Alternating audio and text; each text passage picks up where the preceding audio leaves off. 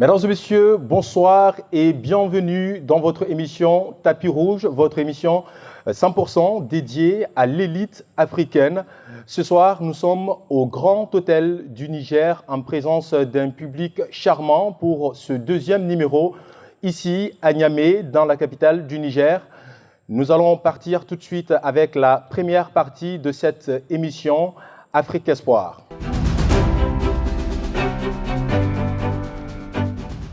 Ingénieure en économie appliquée depuis 25 ans, elle ne travaille qu'au service du développement et de la lutte contre la pauvreté au Niger. D'abord, une carrière brillante au sein de CAR International, puis PDG de la holding Asusu, dont elle est fondatrice, en passant par plusieurs autres actions qu'elle a posées à l'international. Membre du réseau des 100 femmes du Niger et des 10 personnalités économiques du Niger. Elle a été ambassadrice de l'UNICEF pour la scolarisation de la petite fille au Niger. Ce n'est pas fini. Bref, des distinctions et trophées en Europe, aux États-Unis et un peu partout sur le continent. Aujourd'hui, elle est à la tête d'une société ayant un capital de 530 millions de francs CFA, un centre de promotion de l'entrepreneuriat qui s'appelle 2M Invest, qui accompagne les femmes et les jeunes en milieu rural et urbain. Un véritable espoir pour le Niger et toute l'Afrique de façon générale. Mesdames et messieurs, merci d'accueillir notre Afrique Espoir de ce soir. Madame Reki Germakoy, sous vos applaudissements s'il vous plaît.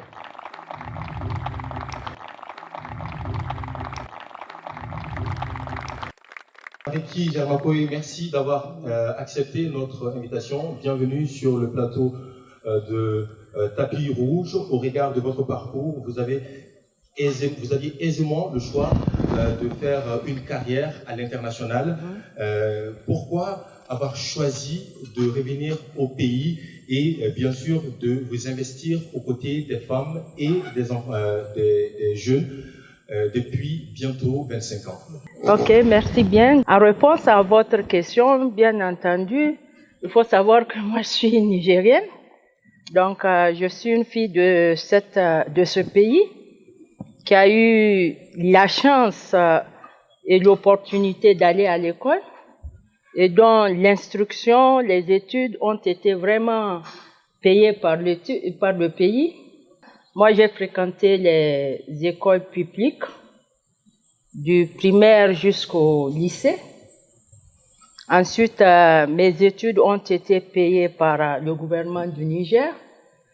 Donc, je me sens vraiment redevable vis-à-vis de mon pays. C'est pour ça que lorsque des opportunités se sont présentées à nous pour travailler à l'international, on s'est dit non.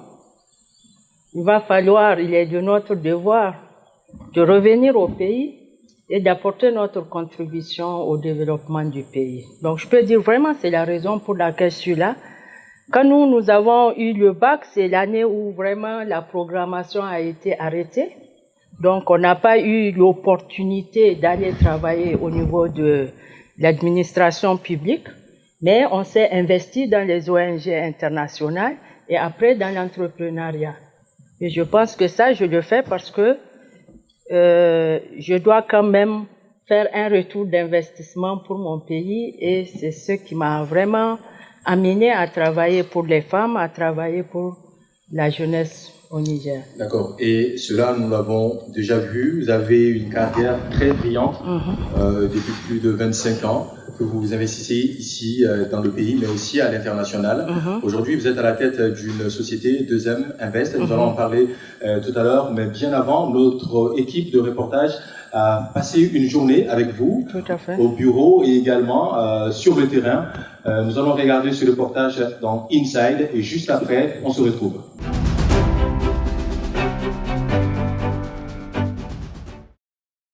Il est 16h ce vendredi au quartier Taladié de Niamey. Le soleil est bien haut dans le ciel, mais pour rien au monde, les femmes de la localité ne rateront leur réunion hebdomadaire. Elles sont une quarantaine, réunies au sein du groupement féminin Gomni Manbaya. Une fois par semaine, elles se retrouvent et procèdent à des cotisations dont la mise de base est de 500 francs CFA. Ces montants rassemblés serviront à octroyer des crédits aux membres qui le désirent pour entreprendre, mais aussi à effectuer collectivement des activités génératrices de revenus.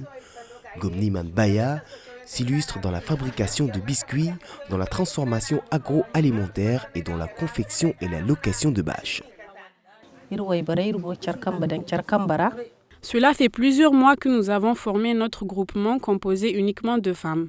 Nous nous entraidons et arrivons à régler nos soucis et en cas de besoin, nous nous adressons à notre présidente qui nous donne les fonds afin de remédier aux différentes difficultés que nous rencontrons. Avant ce procédé de caisse que nous a appris à gérer la conseillère de 2e Invest, nous faisions ce que l'on appelle communément adaché ou tontine. Mais cette façon de faire était source de polémiques et de conflits. Ce vendredi est tout particulier pour les femmes de ce groupement, car celles qu'elles considèrent comme leurs bienfaitrices leur rend visite, l'occasion de bénéficier à nouveau de ces précieux conseils. En effet, derrière ce groupement, ainsi que d'une centaine d'autres, se trouve Madame Ibrahim Yacouba Reki Djermakoy, ainsi que les conseillers de sa structure Mata et Matassa Investing SA 2M Invest. Cette dernière n'est plus à présenter. Femme d'affaires, chef d'entreprise, féministe et philanthrope, elle est anciennement PDG de la holding Asusu, diplômée d'économie à HEC Paris. Elle est fréquemment citée parmi les personnalités publiques les plus influentes du Niger. Madame Reki Djermakoy, depuis plusieurs décennies, se consacre à des projets visant l'autonomisation des femmes et des jeunes Nigériens en milieu rural. C'est encore le cas aujourd'hui avec 2M Invest, une société créée en 2018 avec un capital de 530 millions de francs CFA. En seulement quelques mois, 3026 femmes issues de 100 groupements ont été formées et ont bénéficié d'appuis divers. Les services que nous offrons sont la formation, donc l'accompagnement personnalisé et nous sommes intermédiaires entre le jeune et les institutions financières. Donc si le jeune est à la recherche d'un financement, nous facilitons l'accès à son financement. Nos jeunes, quand ils viennent vers nous, nous essayons d'abord de les catégoriser et ce par les différents profils que nous avons ici. Donc dépendant du profil du jeune, son inscription varie entre 2000 et 5000.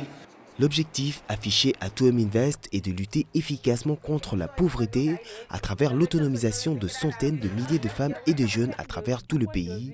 Un nouveau challenge pour Madame Ibrahim Yacouba Reki Djermakoy qui, on le sait, aime particulièrement les défis.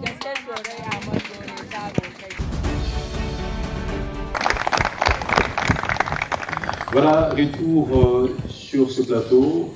Je le disais, parcours très impressionnant, mais également avec tout ce que vous faites, vous êtes le plus souvent aux côtés des femmes et des jeunes, le plus souvent dans la zone rurale aussi, on le sait très bien.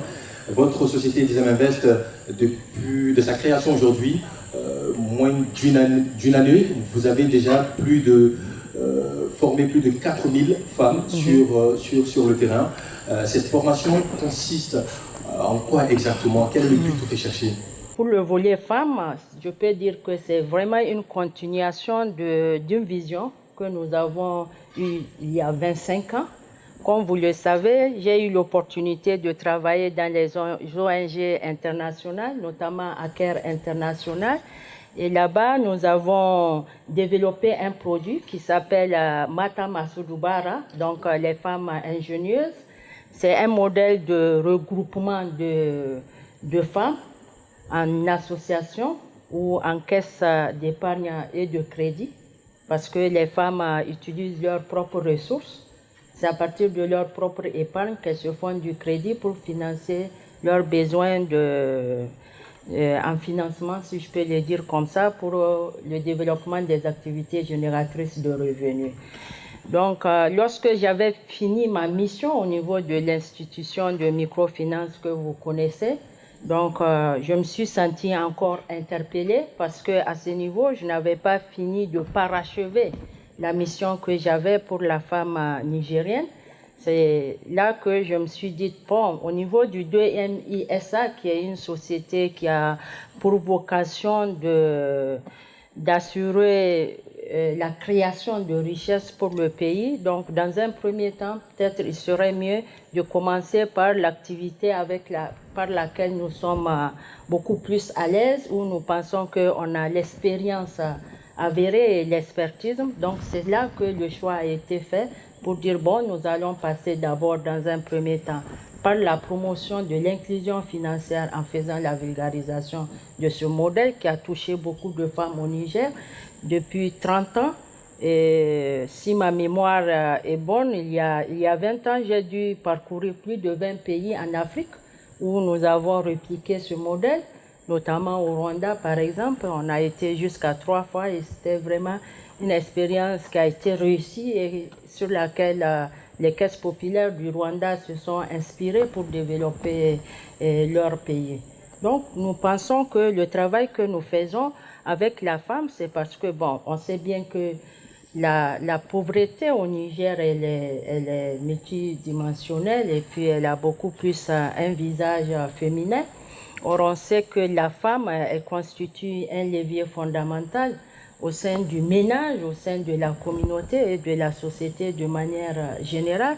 Donc pour nous, c'est notre manière d'abord de lui donner sa dignité et de lui donner toute la place qui est la sienne dans la société. Donc c'est pour ça, depuis 25 ans, nous luttons, nous nous battons pour que la femme puisse être mieux épanouie, pour qu'elle puisse gagner son autonomisation, voir l'empowerment et qu'elle puisse participer pleinement au développement de ce pays-là. Tout à l'heure, nous avons vu dans les images les femmes qui sont en train de mettre les 500 francs, 500 francs. Ce système de microfinance inspiré des tontines traditionnelles, est-ce que vous pouvez nous en parler? Comment ça se passe exactement? Pour la petite histoire, c'est un modèle vraiment qui a démarré au Niger, dans la région de Maradi, dans les années 90, notamment à Djidan-Rumji. Donc, le système consiste juste à réunir des femmes qui s'aiment par affinité, qui ont à peu près les mêmes situations socio-économiques et qui décident ensemble de travailler pour un objectif commun et bien fixe. Donc, ensemble, elles fixent un jour de réunion, elles fixent le montant de la mise qui varie selon leur niveau de vulnérabilité. Il y a des caisses où les femmes cotisent même 10 francs. Il y a des caisses où elles cotisent 100 francs. Et là où les femmes sont moins vulnérables, elles cotisent jusqu'à 1000 francs. Donc, les femmes ont les possibilités de faire plusieurs mises dans le groupement. Et maintenant, c'est la cagnotte qui est donnée en crédit pour celles-là qui veulent faire des activités génératrices de revenus. Elles ont un règlement intérieur qui réglemente les activités, qui précise les conditions d'octroi du crédit, qui précise les taux d'intérêt, qui précise comment le groupement doit fonctionner de manière générale. Donc, après une période, ainsi que 6 mois, 1 an, les femmes peuvent décider maintenant de se partager l'épargne et de se partager aussi les bénéfices. Parce que le crédit il est donné souvent sur une durée d'1 mois, 2 mois, ça dépend des groupements. Donc voilà un peu comment fonctionne le modèle. Donc nous qui faisons la promotion du modèle aujourd'hui, en réalité, c'est comme si nous préparons le terrain pour les institutions financières. Vous savez, les banques ne peuvent pas aller dans les détails comme ça. Mais une banque qui a une structure de promotion qui accompagne les femmes dans la constitution de ces groupements DIP, dans l'éducation financière et tout. Donc, très facilement, les banques vont vers ces structures-là pour que les femmes, une fois bien formées, puissent devenir des clients des banques. Et au besoin, les banques peuvent aussi renforcer la caisse à l'intérieur pour que les femmes puissent bénéficier de montants assez importants pour leur activité génératrice de revenus. D'accord. C'est vrai quand même que ce système de microfinance au Niger est très développé et contribue à hauteur de 59% au taux global d'utilisation des services financiers. Ce système, vous l'avez développé au sein de Asusu. On en parle très brièvement également. Une histoire qui a fait beaucoup d'étoilés en 2018. Aujourd'hui, c'est du passé pour vous. Quel souvenir gardez-vous de Asusu, cette institution financière énorme? Pour moi, c'est un souvenir, mais un bel souvenir.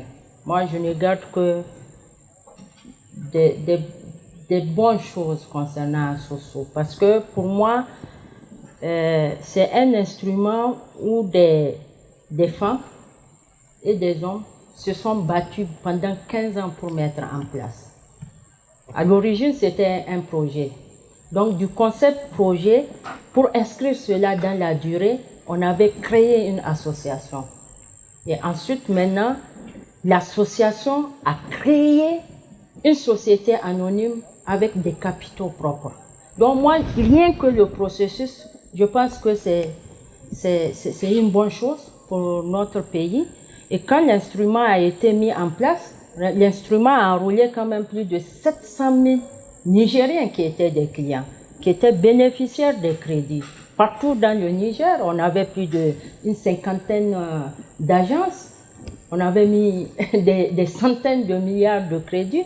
Donc pour moi, c'est la plus belle histoire que j'ai connue. Maintenant, ce qui s'est passé, pour moi, c'est un diplôme qu'on m'a donné. C'est un diplôme sur un plateau d'or dont même à Harvard, je n'aurais pas ce diplôme-là. D'accord? Bien sûr. Donc, je ne peux tirer que les leçons positives. Et souvent, vous savez, quand même il y a un échec, quand il est reconnu, il n'est plus un échec.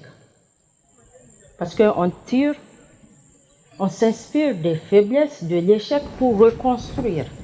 Donc, c'est ce que nous sommes en train de faire aujourd'hui au niveau de 2M Invest. D'accord.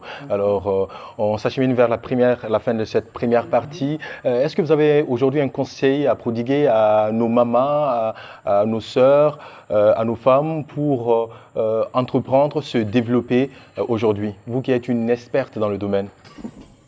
Bon, en termes de conseils, je peux dire juste que les uns et les autres ne doivent pas avoir peur des difficultés actuelles de notre environnement. Non, pas du tout. Moi, de mon point de vue, chaque difficulté est une opportunité et chaque opportunité doit se traduire en projet. Donc, les jeunes et les femmes doivent profiter des difficultés actuelles que nous vivons pour pouvoir entreprendre. Voilà mon mot. D'accord. Et concernant votre nouvelle société 2M Invest, quels sont les projets en cours? Bon, concernant 2M Invest, comme j'ai eu à... 45 jours, plus de 4000 femmes formées, c'est énorme. Quelle va être la suite? Bon, la suite, c'est que d'ici la fin de l'année, il faut que 2M Invest se retrouve dans les 8 régions du Niger par rapport à la composante femme. D'ici la fin de l'année, il faut qu'on ait au moins 1000 groupements féminins qui enrôlent plus de 30 000 femmes, puissent être formés et aller à la deuxième phase d'autonomisation, puis plus tard à la phase d'empowerment que nous allons faire avec les autres partenaires. Maintenant, du côté des jeunes, notre souhait est que les jeunes qui ont des idées puissent être accompagnés par 2M Invest pour bien fixer leurs idées, pour formaliser leurs idées, pour avoir leur modèle économique, leur business plan et ensuite créer leur entreprise. 2M Invest avec les autres partenaires de l'écosystème seront là pour leur accompagnement. Donc, c'est ça, moi, mon souhait. Mais au-delà de tout ça, nous avons une vision. La vision, c'est de faire en sorte que les femmes de ce pays et les jeunes de ce pays puissent devenir des puissants acteurs économiques et sociaux. Et pour tout dire, des véritables citoyens porteurs d'un Niger qui gagne. D'accord. Merci à vous. Merci de l'applaudir. Madame Ibrahim Reki Germakoé, vous restez avec nous. Nous allons accueillir notre deuxième invité de ce soir. Il s'agit de la start-up ingénieur de son État. Il s'appelle Sani Lawali Adoshafi, promoteur de l'Institut de production et de recherche en énergie renouvelable.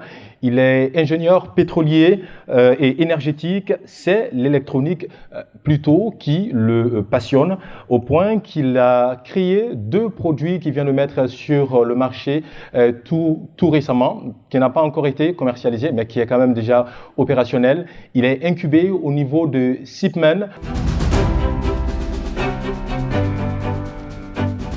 Merci à vous d'avoir accepté notre invitation. Je le disais tantôt, vous êtes un ingénieur pétrolier de formation, mais vous êtes plutôt beaucoup plus tenté par l'énergétique. Pourquoi cela? Avant de commencer d'entreprendre, à un moment, j'étais parti pour une mission de collecte de données dans un village. Donc, on était parti dans l'objectif de pratiquement faire 24 heures, mais malheureusement, on s'est confronté à un problème. On avait eu des problèmes de recharge téléphonique. Les tablettes qu'on était parti avec s'étaient déchargées et les villageois qu'on était censés inquiéter n'étaient pas là. Ils étaient partis parce que c'était la fin de la récolte, ils étaient partis chercher de quoi manger. Du retour à Niamey, on s'est dit, pourquoi ne pas essayer de jumeler ce qu'on a étudié pour proposer des solutions à cette population villageoise et même à la population citadine en général. Donc c'est un peu les problèmes qu'on a confrontés qui nous ont poussés à entreprendre. D'accord. Ça s'applaudit.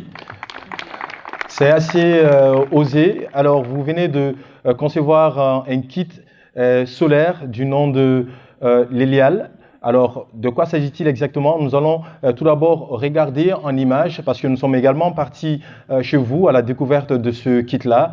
Et juste après, vous avez décidé de faire une démonstration devant nous que nous allons voir tous ensemble. Mais en attendant, voyons l'image de l'Elial.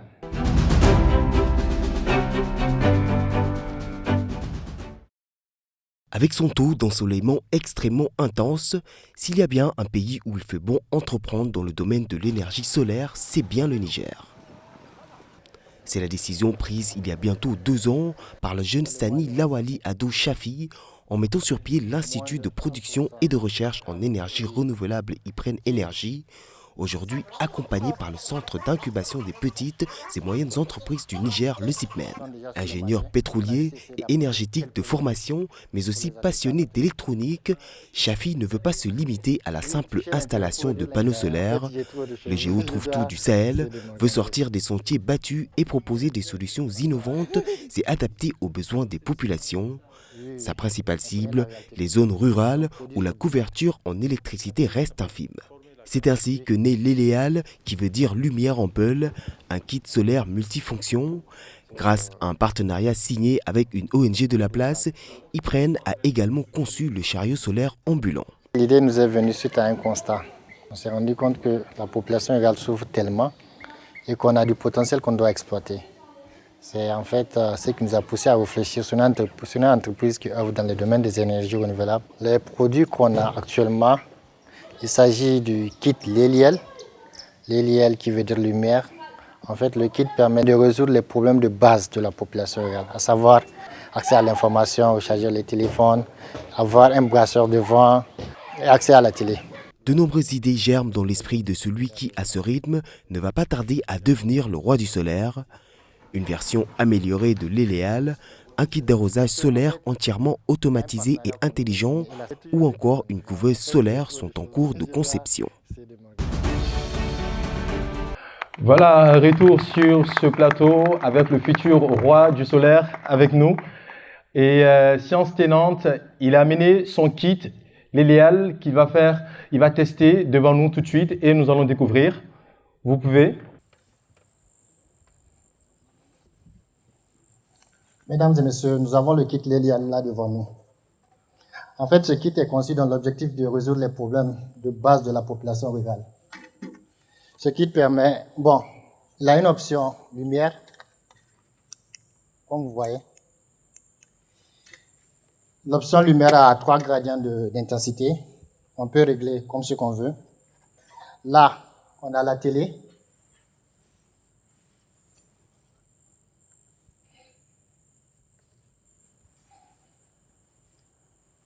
La télé est là. On a aussi un brasseur de vent. En plus de ce brasseur de vent, on a des options de recharge téléphonique qui sont reliées. Donc, c'est la solution idéale pour la population rurale. Elles peuvent avoir l'accès à l'information, écouter l'information à travers la radio, avoir un brasseur de vent et même la lumière pour s'éclairer. Merci. Voilà, merci Monsieur Lawali. Merci Monsieur Lawali, ce qui est assez original. Et dites-nous comment est-ce qu'on peut faire pour avoir ça, parce que c'est vrai quand même qu'à l'intérieur du pays, le taux d'électrification au Niger est très faible. Et c'est vrai que les populations ont énormément besoin de ce genre de kit. Comment est-ce que la population peut faire pour accéder à ce kit, Lélial?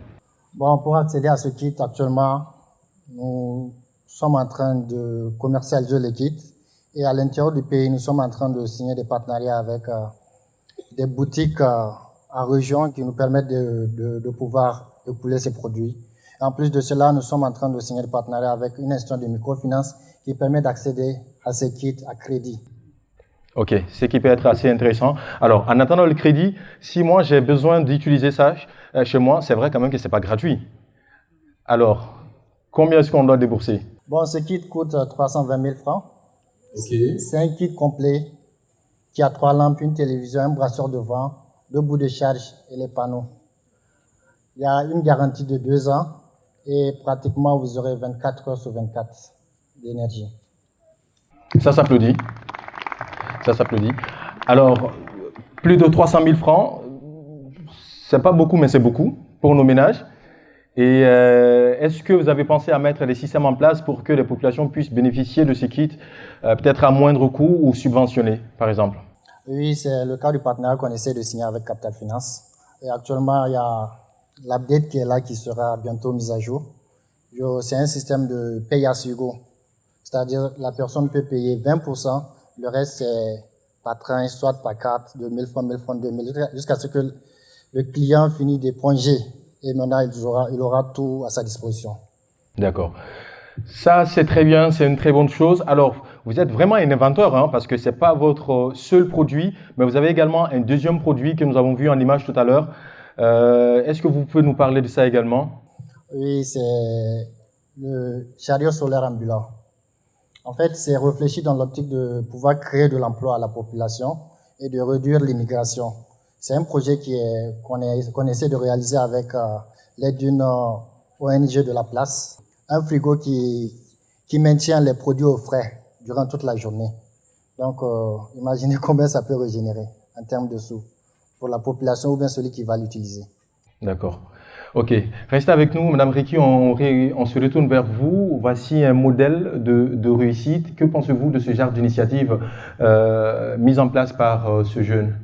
Bon, moi j'ai été émerveillée, hein. C'est avec grand plaisir que je l'écoutais. Je pense que c'est des initiatives comme ça qu'il faudrait vraiment encourager et suivre. Et je crois que les structures comme SIPMEN, 2M Invest, Oasis, DLC sont là vraiment pour l'accompagnement, et il y a le ministère de la tutelle aussi qui est là, qui accompagne, et je pense que en mettant en place un cadre de concertation où nous allons tous nous retrouver, voir les axes, les voies et moyens à partir desquels des initiatives comme ça peuvent être accompagnées davantage, ce serait une très bonne chose. Donc je profite vraiment du micro pour le féliciter.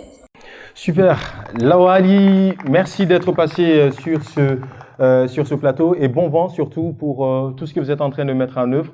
Merci également à vous, Madame Ibrahim Riki Jarmakoye, d'avoir répondu à notre invitation, votre présence. Nous allons partir avec la deuxième partie de cette émission, mais ça sera juste après la plage pub.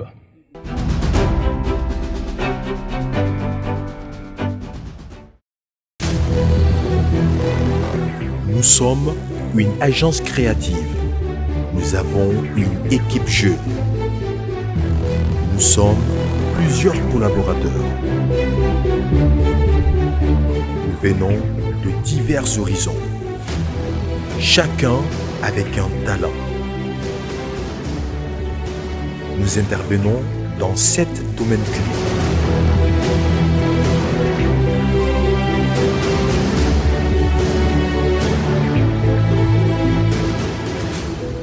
Depuis 8 ans, nous avons créé des concepts.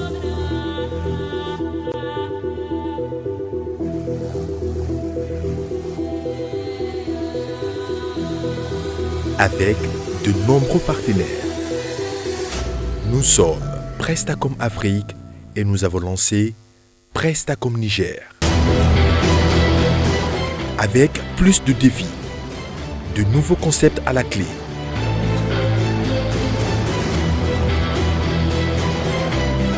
Plus de moyens déployés. Une équipe renforcée. Prestacom débarque au Niger avec plus de précision. Communiquez autrement, appelez-nous.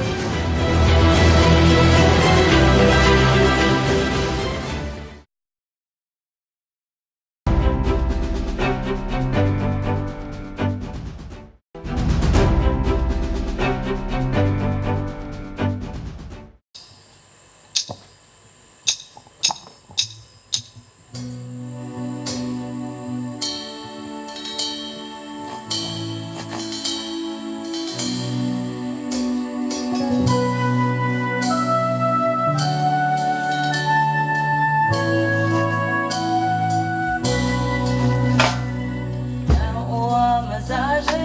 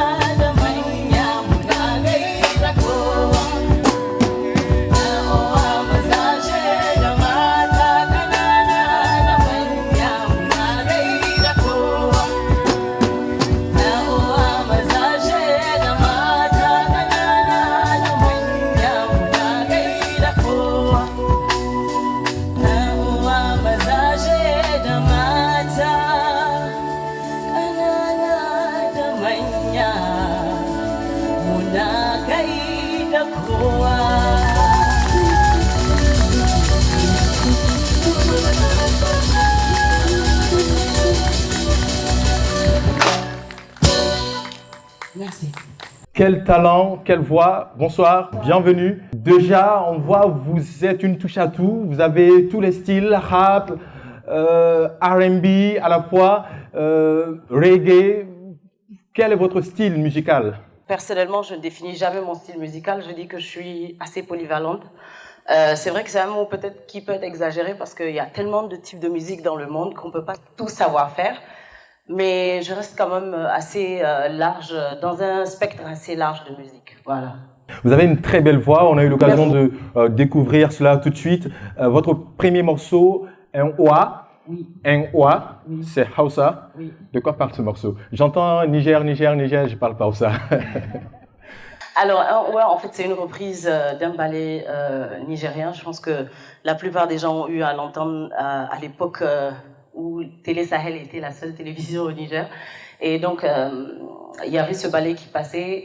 Et c'est de là que la chanson Un Oua vient. Sauf que la version originale, elle balaie un peu plus que le patriotisme dont je parle dans ma chanson. Parce que moi, je me suis juste concentrée sur le civisme et le patriotisme. Donc, je demande à mes consoeurs et à mes confrères, et surtout à mes frères et sœurs aussi, de tout faire pour qu'on ait un meilleur Niger. Voilà. C'est vraiment super et très touchant. Vous parlez de patriotisme. Le plus souvent dans vos chansons, vous lanciez des cris de cœur pour une meilleure condition des femmes et des enfants à la fois. Pourquoi ce choix aussi? Disons, depuis le début de ma carrière, j'ai toujours voulu être une artiste engagée. Et donc, dans le début de ma carrière, comme j'avais commencé dans un groupe de rap, on était beaucoup plus dans tout ce qui était sociopolitique. Et après, j'ai voulu franchement, dans tout ça, me cantonner principalement sur les femmes et les enfants, parce que quand même, non seulement c'est la tranche la plus vulnérable de la population, mais en plus de ça, c'est-à-dire c'est elles qui constituent toute la société en fait. C'est-à-dire vous avez les femmes, c'est elles qui éduquent les enfants, et vous avez les enfants qui sont l'avenir. Voilà. Donc si on se perd à maltraiter les deux, ben, je pense qu'on n'aura jamais la société qu'on a envie d'avoir en réalité. Et le pays où on n'arrivera jamais à un développement si on ne prend pas soin des femmes et des enfants. Voilà. D'accord. Mais est-ce que ces chansons, ces cris de cœur ont un répondant? Est-ce que vous avez l'impression que vous êtes écouté, vous êtes entendu et que ça arrive à changer des choses? Oui, parce que il m'est arrivé de rencontrer une personne, par exemple, j'ai une chanson sur le mariage forcé, et j'ai rencontré une fille qui m'a dit ma mère voulait me marier de force, et ce que j'ai fait, c'est que je lui ai mis la chanson. Et du coup, elle m'a laissé tranquille. Voilà. Ça, c'est elle ne concret. pouvait pas parler à sa mère, mais elle lui a mis la chanson, sa mère, elle a compris le message. Donc, Et voilà. cette chanson, elle parlait de quoi? Elle parlait de mariage forcé, elle disait que c'est pas bien de marier les enfants de force et qu'il vaut mieux les laisser faire leur choix parce que quand même c'est un choix de vie et si on leur met avec la personne qu'il faut pas, ça serait pas évident. Voilà. Et donc, déjà ça pour moi c'est un exemple de changement de comportement. Après, je dirais pas que la musique change le monde ou que ça va complètement changer les gens. Mais ce qui est sûr, ça a son influence et des fois aussi, c'est les réalités qui peuvent rattraper les gens et qui font qu'ils ne peuvent pas forcément respecter ce qu'on leur demande de respecter. Et aujourd'hui, comment vous vivez votre musique? Comment ça se passe? Il y a des opportunités, il y a des concerts, il y a des voyages. Comment ça se passe? Des albums et tout? Alors, des opportunités, des fois, il faut les créer. Mais des fois aussi, franchement, elles se présentent. Moi, en tant qu'artiste engagée, très souvent, je suis approchée par les ONG pour travailler et faire des choses. Et donc, moi, je dirais, c'est vrai qu'on n'a pas les mêmes opportunités qu'un autre pays. Je parlerai du Mali ou de la Côte d'Ivoire, par exemple, où quand même les opportunités sont beaucoup plus... elles se présentent beaucoup plus facilement, surtout pour un artiste. Mais franchement, en 15 ans de carrière, je dirais que je ne me plaindrai pas de ce que j'ai eu. Et de façon générale, quel regard portez-vous aujourd'hui sur la musique nigérienne, justement? Comment est-ce qu'elle évolue selon vous? Alors, en fait, pour moi, il y a un contraste quelque part. C'est-à-dire, avant, la musique nigérienne, localement, elle évoluait très bien. Les Nigériens aimaient beaucoup la musique nigérienne en elle-même et ils s'investissaient beaucoup dedans. Après, je pense qu'avec la mondialisation, ces musiques extérieures nous ont vraiment envahis et ça a fait que nous, on n'a pas évolué. Nous, les Nigériens, les artistes nigériens, on n'a pas évolué au même rythme que les autres artistes des autres pays. C'est-à-dire que il y a une sorte d'échange. Autant de Maliens sortent, par exemple, pour aller en Europe pour chanter, mais il y a autant d'artistes qui viennent d'ailleurs pour chanter au Mali. Voilà. Alors que nous, c'est toujours les autres qui viennent chez nous et nous, on ne va jamais, voilà. Et nous, on va jamais chez personne, en fait. Et heureusement qu'il y a quelques artistes comme Bambino, comme Mamar Kassé, qui ont su imposer cette musique-là à l'extérieur et qui font des choses formidables pour la culture nigérienne. Mais justement, est-ce que cela doit se limiter à ces quelques artistes? Aujourd'hui, ils se comptent du bout des doigts, en fait. Qu'est-ce qui doit changer? Est-ce qu'il faudrait une vraie industrie musicale en place? Est-ce qu'il faut un accompagnement? Qu'est-ce qu'il faut, selon vous? Quand on est artiste musicien ou artiste chanteur, ou en tout cas un artiste quelconque, on n'a pas forcément connaissance de ce qu'il faut faire pour aller sur le marché international. Donc, en général, ça, chez les autres, c'est le rôle de quelqu'un. Il faut des maisons de production, voilà, il faut un vrai encadrement, il faut des vrais managers. Oui. Voilà, exactement. Et la plupart des managers ici, ils apprennent sur le tas, en fait. Et très souvent même, c'est pas eux qui vont vers les clients, c'est quand le client demande que eux ils sont là en fait pour gérer la situation. Donc et c'est parce que ils connaissent pas en fait leur rôle. Il y a pas de métier de la musique qui permettent aux artistes, musiciens et chanteurs de s'en sortir en fait. Donc il faut vraiment pouvoir installer cette industrie musicale et avec des producteurs, par exemple, qui est un réseau assez large pour pouvoir faire tourner... Permettre aux artistes de devenir de vrais stars qui puissent s'exporter un peu partout, avoir des dates à l'international et tout. Je pense que le cri est lancé et je pense que nous sommes bien suivis par les producteurs. Ici, venez au Niger, il y a tellement de talents, mais ces talents ont juste besoin d'accompagnement pour pouvoir justement mieux évoluer. Alors, vous, votre dernier album, c'était en avril 2018. Exactement. Et le dernier clip, c'était en février dernier. Vous êtes né également en avril? Oui. Oui. L'émission se passe en avril. C'est vrai. Il y a beaucoup de choses qui tournent autour d'avril. Hein. Ouais. Qu'est-ce qu'il y a encore en avril? Qu'est-ce qu'on ne sait pas? Non, je pense que ce mois d'avril a été assez silencieux.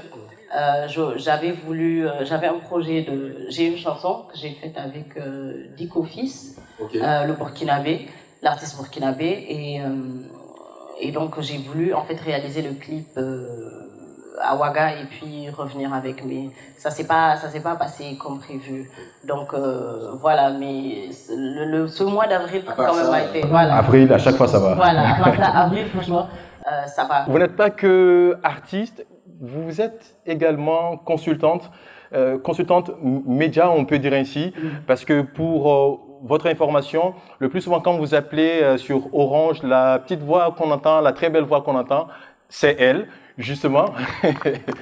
Donc, au-delà de la musique, qu'est-ce que vous faites d'autre? Ils sont en train de dire « Ah oui, maintenant je comprends, c'est elle !»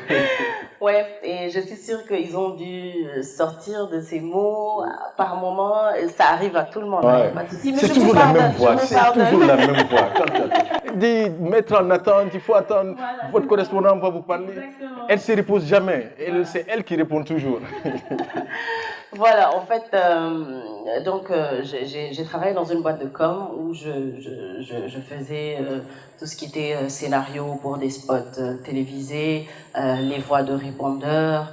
En réalité, même à la banque, la voix qui cite les numéros en Hausa et en Jarma, c'est moi. Donc, j'utilise ma voix autant que je peux sur les spots publicitaires aussi. Voilà, donc je fais beaucoup plus dans la com, en fait. Voilà. Alors, dernière question pour vous. Qu'est-ce qui est prévu dans les prochains mois? Sortie d'albums, de clips qui n'a pas pu être réalisé en avril? Oui, là, voilà, comme le clip n'a pas pu être réalisé en avril, ça va se faire quand même. Peut-être après le Ramadan, parce que le Ramadan, c'est toujours un mois très calme artistiquement. Et donc, je vais me préparer pour l'après-Ramadan et il y aura, Inch'Allah, des clips à venir, surtout par rapport à la promotion de mon album Point Final, parce qu'il y a beaucoup de gens qui ne connaissent pas les chansons, à part peut-être Joker, alors qu'en général, quand l'artiste sort un album, c'est pas pour une seule chanson, c'est pour faire connaître quand même sa capacité à faire les styles et autres en fait. Nous allons continuer, vous restez avec nous pour accueillir notre dernier invité de ce soir. Il s'agit de la révélation du mois, notre révélation du mois. Il s'agit d'un jeune comédien que nous avons repéré il y a de cela quelques temps, très suivi sur les réseaux sociaux, et c'est son nom qui fait vraiment très très bizarre. Il s'appelle DJ Oustaz. Merci d'accueillir DJ Oustaz ce soir.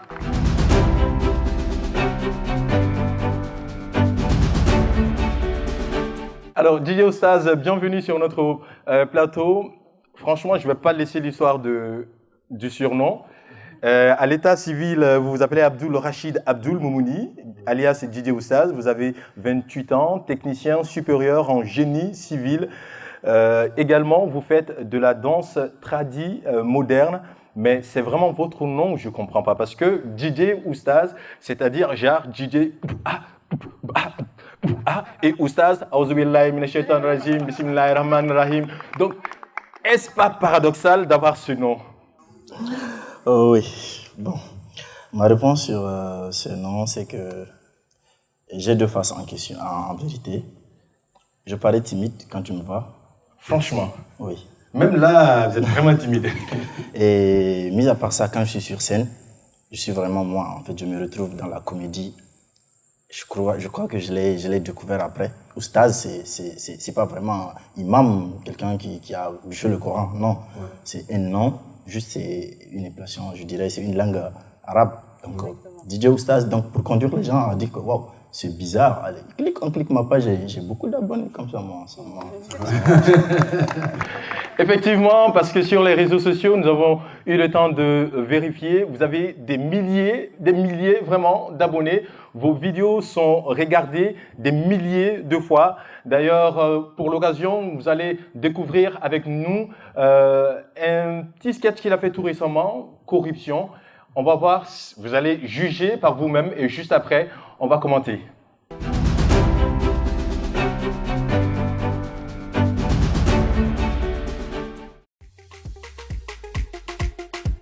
Quoi?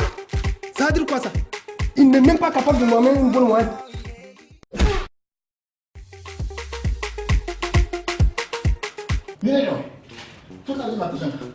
C'est quoi? Mais c'est quoi?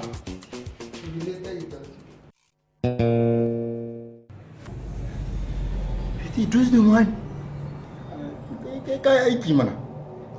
Ah, wallah classe mudrane wallahi. Ni 9 de moine qui gagne comme ni le premier hokay. Négatif. Voilà négatif.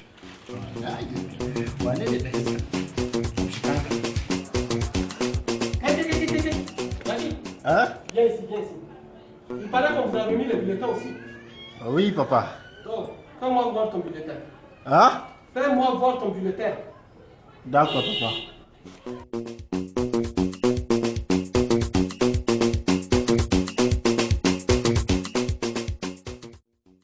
Tu as pris le nouvel pour ton petit frère, non? Oui. Il n'a pas travaillé.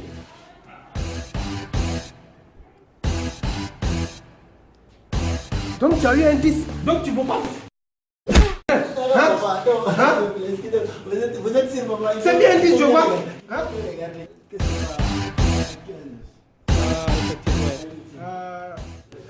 Excuse-moi, tu as raison, c'est bien un 15. Okay. Continue comme ça. Hein. Voilà. J'espère que prochainement tu vas avoir un verre. Inch'Allah. Bon, toi tu prends un verre. Voilà, c'est bien. Du courage, continue comme ça. Merci, papa.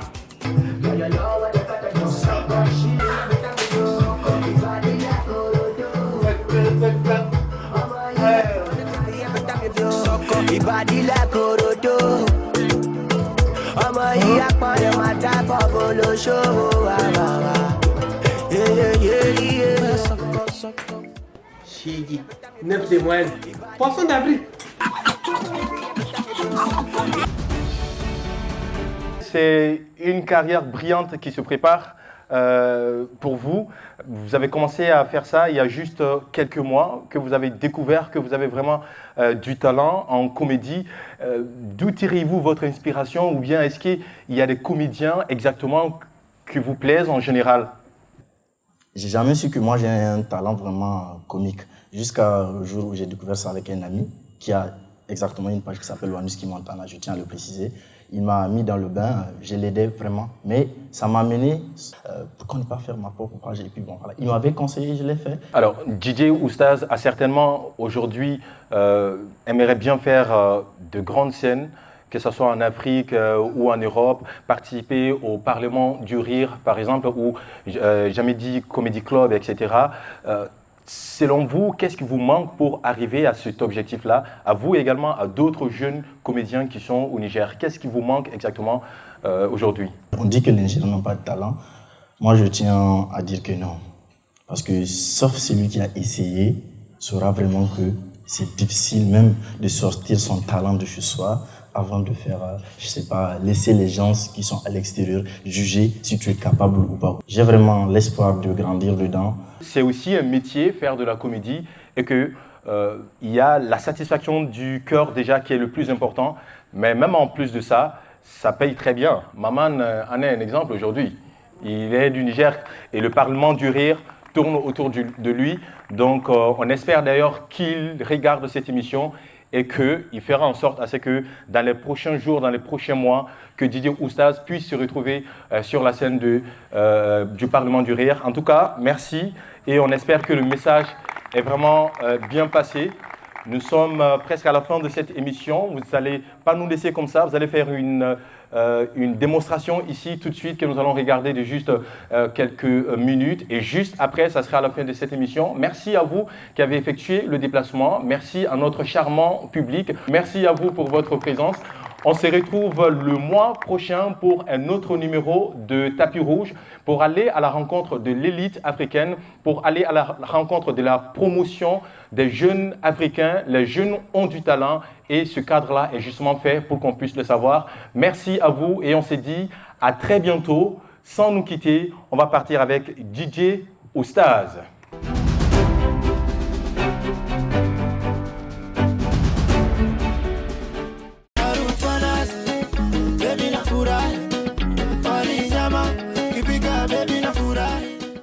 Merci. Vraiment, je suis ravi d'être invité ici. Je remercie Prestacom Niger et c'est beau public qui est face à moi. Je vous remercie également. C'est vrai, vous êtes beau. Quand je me regarde, pas autant que moi, vraiment. Je suis en large et en profondeur beau. Vraiment, je préfère comme ça parce que moi, je ne vois pas pourquoi ici, on a un problème. Tu vois, la personne, il est bien, il se réveille bien. Et son souci premier, c'est d'aller chercher des problèmes, rentrer dans une histoire qui... J'étais à un cocktail avant-hier. Et voilà un monsieur qui vient. Il s'assoit à côté de moi, un sage. Monsieur, tu as vu la jeune Marie là? Je l'ai enceinte. Ah. Et puis, c'est pas tout. Après même qu'elle a reçu ça, j'ai dit, et puis, je voulais parler, j'ai dit, je suis venu pour manger. Déjà que j'ai pas été invité. Garde ton silence. Regarde-le. Et il s'est retourné, regarde, monsieur. Et il a fait la même chose. Média, le grand frère direct de la mariée. Aïe.